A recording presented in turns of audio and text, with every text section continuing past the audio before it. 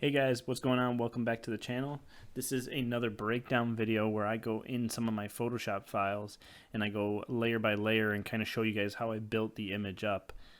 Today we are going over this McLaren 720S where it's kind of a simple edit in the sense that it's just like a studio look, but it's a really cool way to kind of get a unique looking isolation, let's call it, on a vehicle inside a situation where like there might be a lot of clutter. It's hard to find a garage or a studio for that matter to get some of these styles of shots done. So hopefully this sheds a little bit of light of how I obtained a shot like this and the circumstances I was working with.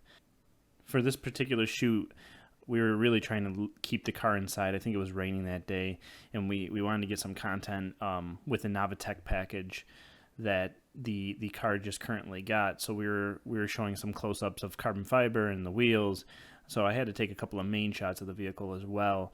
And as you can see here on the main shot, there's just a lot of clutter. We got the ballast up top with the tube lighting, extension cords and outlets and refrigerators and just tons of stuff in the background of this actual garage. So I knew that I was going to need to do some sort of low light shot where I could potentially black all that out, or maybe have some sort of fade where I take this car and put it somewhere else. So overall, at the end of it, I decided to just go with a clean, isolated look with the car shot in a black looking studio. And I guess let's just dive right into it. So the first two layers, if you guys seen any of these are my selection layers, layer 1 and layer, for whatever reason, it's layer 5. So it's the roof and the window, and then it's the actual entire car. A lot of times I like having a section I know I'm going to have to do a lot of work in just be a totally different selection. I always make sure I get my full-on selection of the car. And the reason why I don't select the wheels in this is because I kind of treat the wheels, I break down the photo kind of into three pieces. I think I talked about this before in another one, but you got your background is piece 1, your car as piece 2. I should actually draw that like this. Your car is piece 2. And then your foreground / wheels is piece 3, right? So beautiful drawing, I know, but that should help you visualize how I view the image. So the reason why I leave the wheels in the ground here, the foreground piece, and not leaving it in the second piece with the car, is because a lot of times when you're shifting blacks and whatnot, you have the shadow that you're working with, and that shadow bleeds right into the shadows and the darkness of the wheels. So when I used to do it the other way around, and I used to leave the wheels included in the car selection, I would get this a weird separation here that I didn't like. It looked very unnatural. Sometimes if I wanted to crush or fade my blacks on the car, then it would look really goofy if I wasn't crushing and fading my blacks down here. So it's just a way for me to kind of keep things a little bit more even and realistic to make the car seem like it's really planted where it's supposed to be. So basically that's why you see a selection like this without the wheels. I plan on working on the wheels down the later in the file. So those are the two selections. I'm just going to leave this up at the top in case we need to draw on stuff. So those are my two selections, and you can see that this layer actually had light on the car, but it's just pulling it from the background layer basically. When I put this over there, that's what you're seeing. So it's just the same selection. So clicking on the background layer, this is my first overall edit of the entire image as the base layer. This is all one edit. Pumping clarity, like a lot of this stuff is I'll bring it into Lightroom with some of these edits, and then I'll right click in Lightroom on the thumbnail and I'll say edit in Photoshop, and it brings my file into Photoshop.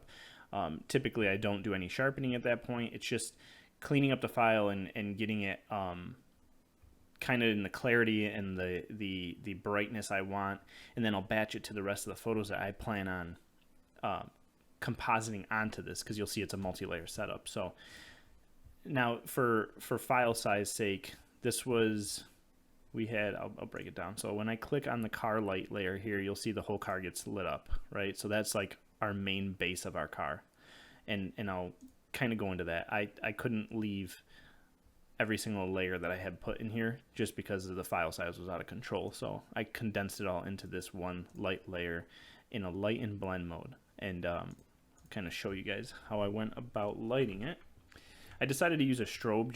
I really like using a strobe on exotic cars. I feel like it makes the body line a little bit more dramatic, where sometimes light painting like fills in everything. Like it will fill in here, it'll fill in up here, it'll fill in down here, and it's like sometimes it's a little too much. And I want the drama right there that you get when I click the layer on. I want that drama in the body line there, so like under here and in here. I want those to be slightly dark to give the car a lot of shape. And sometimes you don't get that with a light painting, which it's all kind of one, taste, and two, you know, what the goal is, or the style or look is. So for light, I basically have my strobe here, and I blasted my first shot to spill all down the side of the car from the back quarter angle, and it's a little over the car. I'd say it's probably like something like that, boomed up. You know, I typically will have my camera sync to my phone or something, and I'll go and boom the light, or I'll have a buddy come and give me a hand and boom the light in the direction I want.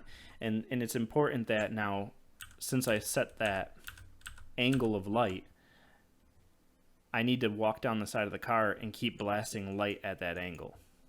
So I don't want to get towards the front wheel and then start shooting back this way with light, because blending that together is going to look really goofy. So it's important that, hey, we're working on the side of the car.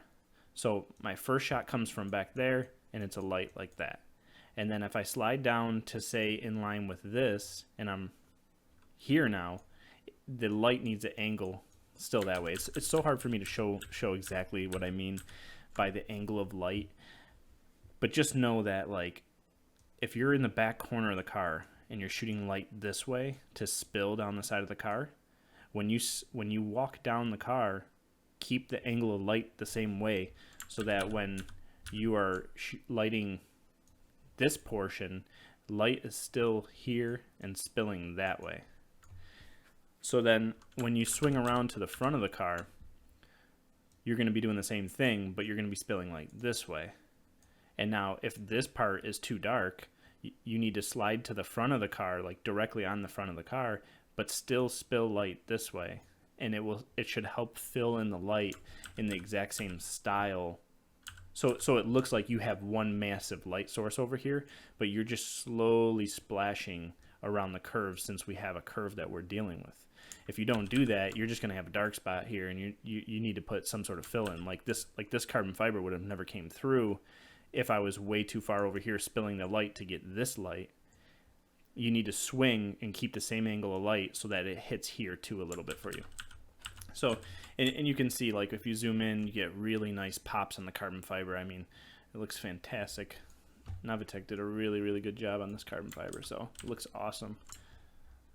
So I really wanted to make that pop, and you kind of see it down here too.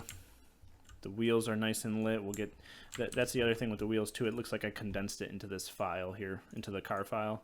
But the wheels, I grabbed my 5-in-1 reflector, and I like splashing it with a glossy black wheel like this. I like to grab my 5-in-1 reflector, and I'll put it either down on the ground like this, or I'll put it at like a slight angle off of the wheel like that, and then I'll blast light at the 5-in-1 reflector, and it will cast the reflection onto the wheel, and you see what it does. It gives you this beautiful fill light on the wheel, kind of giving, like, you could see every little shape of the spoke. And same thing back here. You know, I got a 5-in-1 reflector, big one. It's about as tall as I am, and then I'm putting a light like this, splashing into the reflector, and it's filling up my wheel and my rim very nicely there, as you can see. So obviously we're not done here yet. We have a lot more work to do because we still got all this clutter. We still can see all the storage stuff in the back, and we still have some window issues to deal with. You can see the ballast reflecting in the window of the car there. So on to the next one. It is window cleanup, and you see I have it all set in a group just because it could get confusing when you're working with so many layers. So I'm just going to click this on and I'll turn them all off. So for the first part of this, on the window cleanup, I just darkened this window up and took the ballast out of the, let's see here if I can get the drawings down. 1 second. All right, so you'll see right here when I click the layer on and off, it's the fix of the driver's side window there. I just wanted to darken it up. You really don't need to see in the car. It's too hazy, and I knew I was gonna be blacking stuff out, so I just made this black, and you'll see why, because once I blacken out the background here, it'll look right. I know these two blacks are two different tones, but once it all comes together, it'll look right. So that is the driver's side window. Deselect that.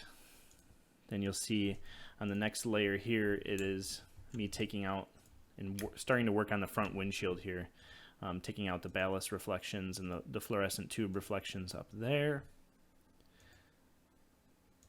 And then this is just a slight curve adjustment. You can see that this is still, like, if you look at the difference, and this is why I like having just my window or just a specific spot I know is going to give me trouble selected on its own. So you could see that right now you have this window and this window over here are two totally different blacks. So after I was done doing some of the cleanup work, I went in and just did a little curve layer, and you see how it darkened it up. I'm trying to match my dark point, my blacks, together from the two windows here.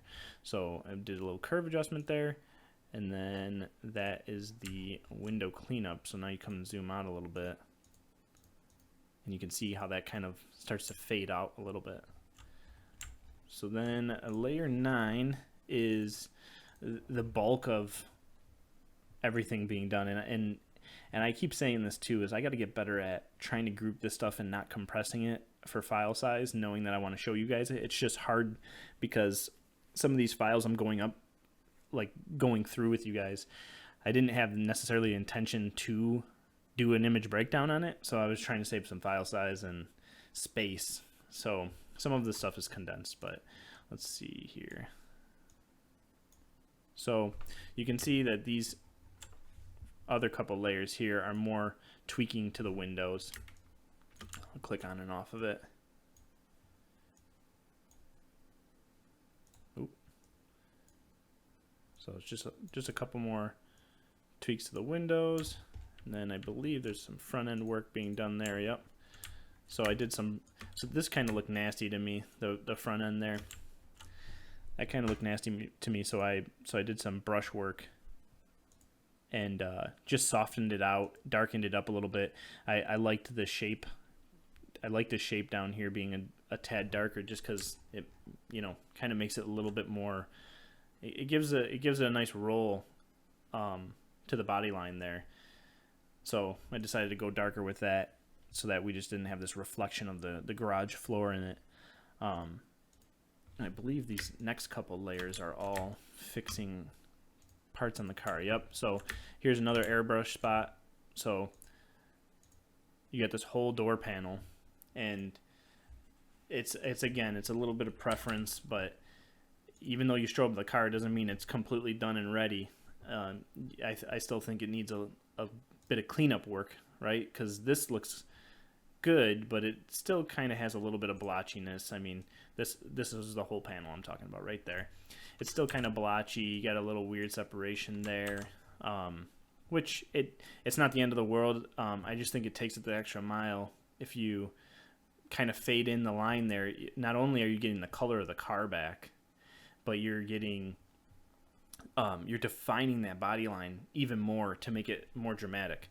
It's kind of like dodging and burning, right? But you're doing with a brush, and I'll show you guys exactly what I'm doing there. I'm making a new layer here for you guys underneath the layer there, and I'll say, okay, I really like the way this part of the body came out under the door panel, so I'll select it with a brush. I'll dumb my opacity down to like 40%. This varies. The opacity varies depending on the image you're working with, but let's just say we're down to 40%, and then always very soft brush, and then I'll start painting in there, right? And you know, I know that might seem destructive, and I don't care that the beginning is pretty blotchy, right? I'm gonna just work in. Maybe you want it a little bit darker than that.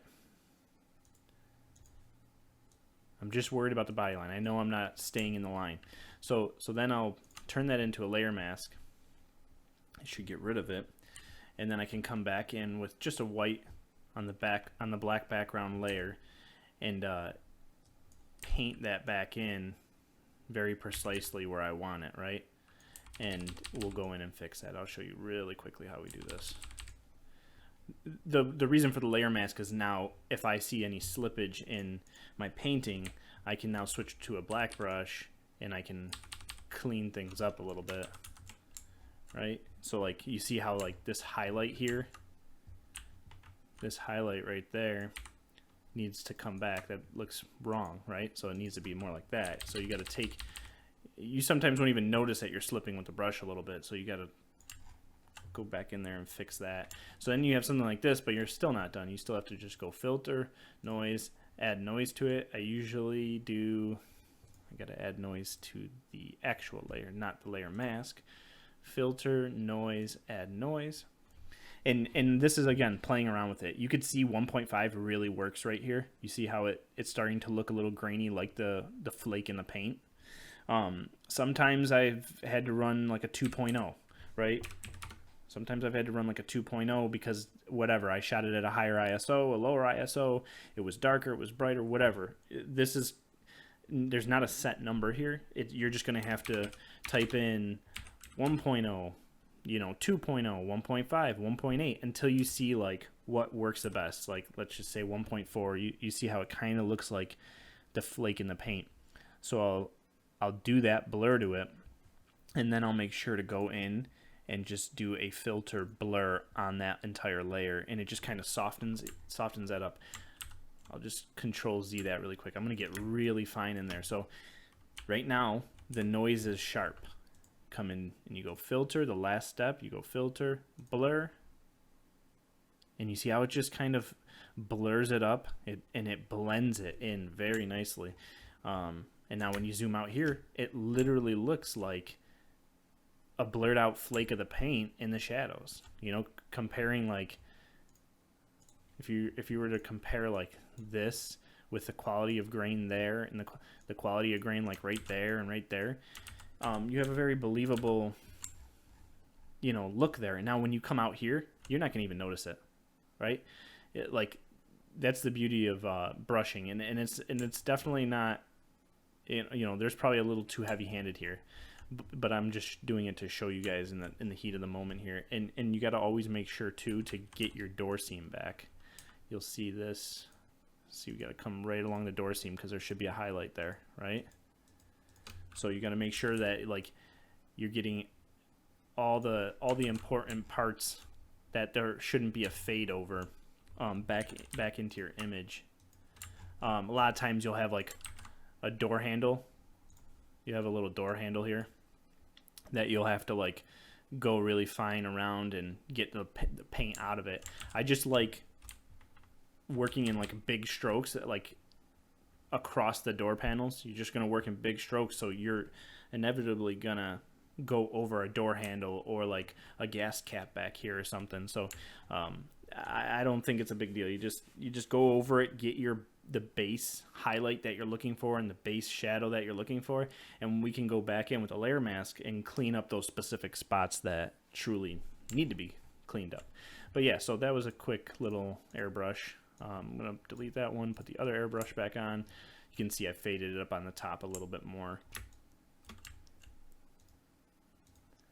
All right, so the next couple layers, a couple things happen. I add some fill light into the headlight here. You'll see it click on right there. There it is.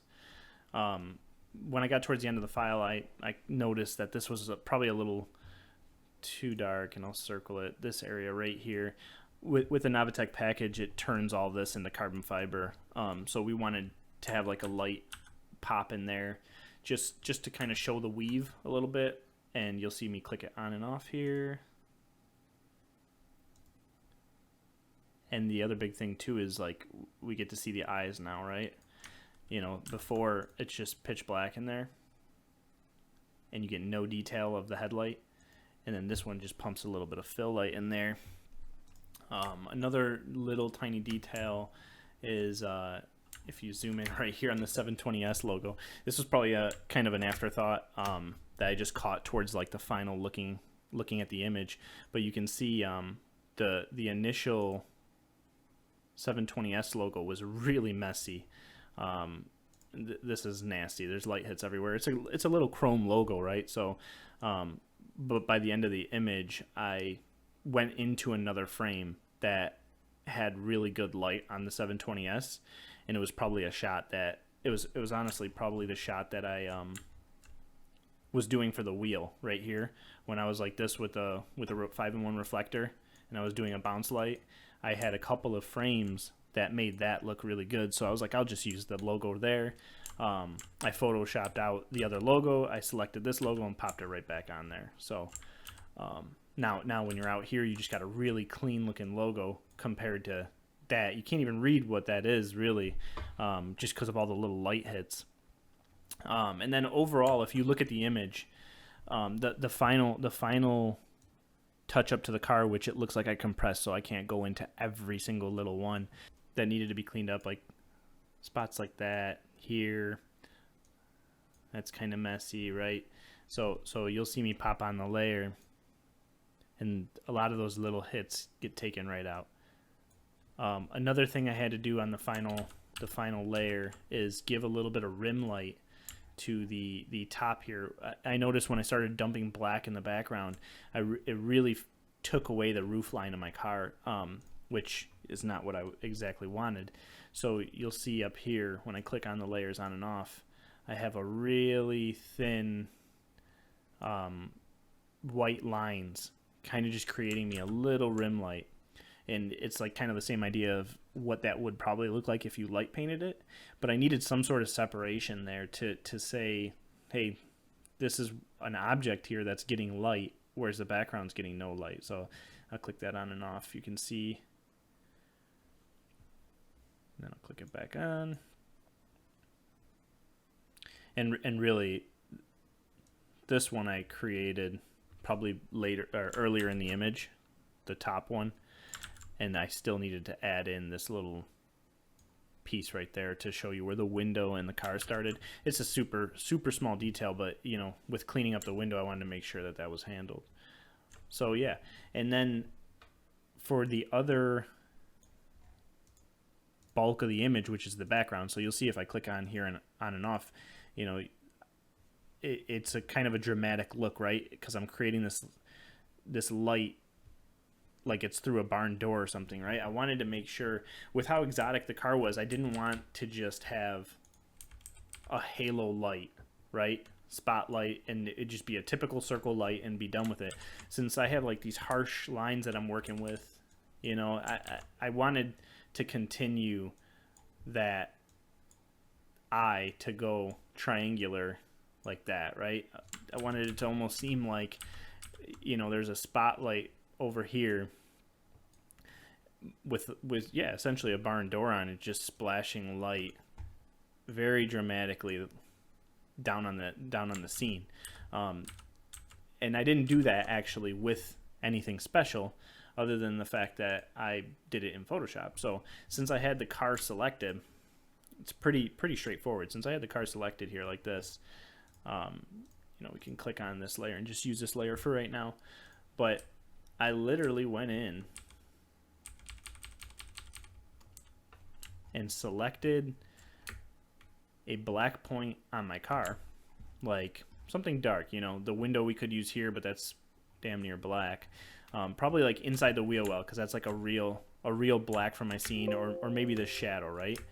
The shadow in the front of the car isn't like necessarily pure black, but it's pretty black, and we want our black in our background to match the darkest point on the car. So then you'll see if I just start painting in here, select inverse my selection, I'll start painting in. And another important thing with this too is you got to kind of do that little noise trick that I was saying, or else you'll tend to get banding every once in a while. But yeah, so I just basically went in there like this, and in the situation I was in, I wanted to get a dramatic look, right? So I went in with a black brush and started painting this. Obviously, if you have the barn door, or if you have a way to shape the light, you should definitely do it like that.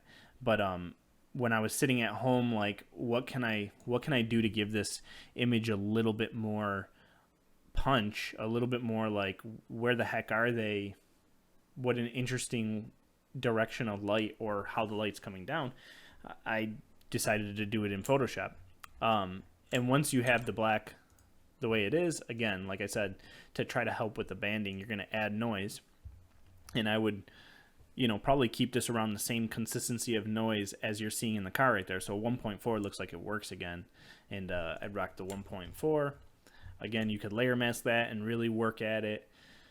You can see that when I click this on, I cleaned up a lot of like the little, piece of that little line right there. I'll circle it again. Like this stuff. Cleaned up a lot of that. I cleaned up the little light hit there coming from the wheel, it looks like. Just to kill that reflection. I just didn't want it there. Some people like having those. I think it looks good when you intentionally do it, but if you're not intentionally doing it, I'm not a big fan of it.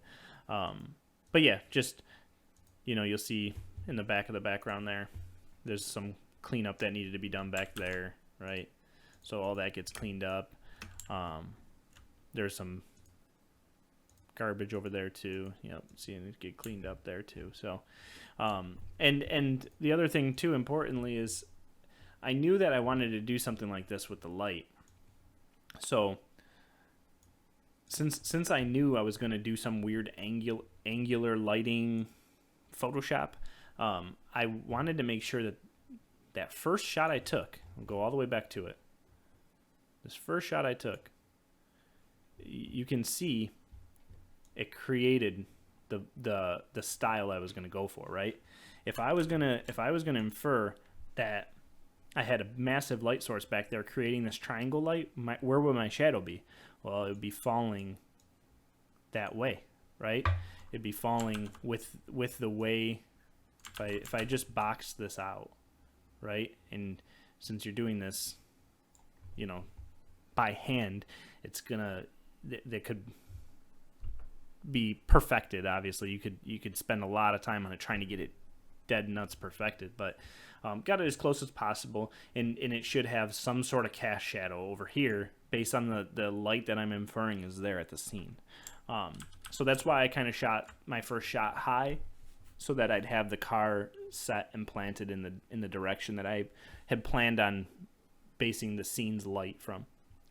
And yeah, that's it. That's the McLaren 720S shot for Titan Motorworks. So yeah, I hope you guys enjoyed this. I'm hoping that I can get back into showing you guys these. I have a lot of fun doing these. It's fun to break my own shots down to see like little errors and stuff that I missed. It helps me learn. I'd love to start getting into doing some live streaming. I obviously just, once I see the server or the channel pick up, and I see that there's actually interest and people would care to watch me do some sort of live stream editing or any sort of live stream content, I'll jump on it immediately. I might start to slowly get there on my own. But let me know what you guys think. Say something down in the comments if you guys think it's a good idea or something. I think it'd be really fun to just have automotive photography talk, maybe talk about certain ad campaigns that some of the big manufacturers are doing and what we like, what we don't like. I can open up the door to doing some critiques on a certain night of the week where maybe we get a Discord channel going and you guys send in some shots that you guys want me to critique, and I'll try to get through as much as I can. But if you guys think that's a good idea, like let me know, because if I don't see any activity or interest, I probably won't even attempt it, unless it's something that you guys would really want to see the channel go in the direction of. So yeah, definitely looking for feedback, guys. But yeah, so I appreciate you guys checking out the latest breakdown. Plan to do another one very soon. I'm going to try to really start rolling these out, especially as the weather gets worse here in New York. I should have a little bit more time on my hands in the afternoons and in the evenings. So but yeah, so I appreciate you guys and have a good one.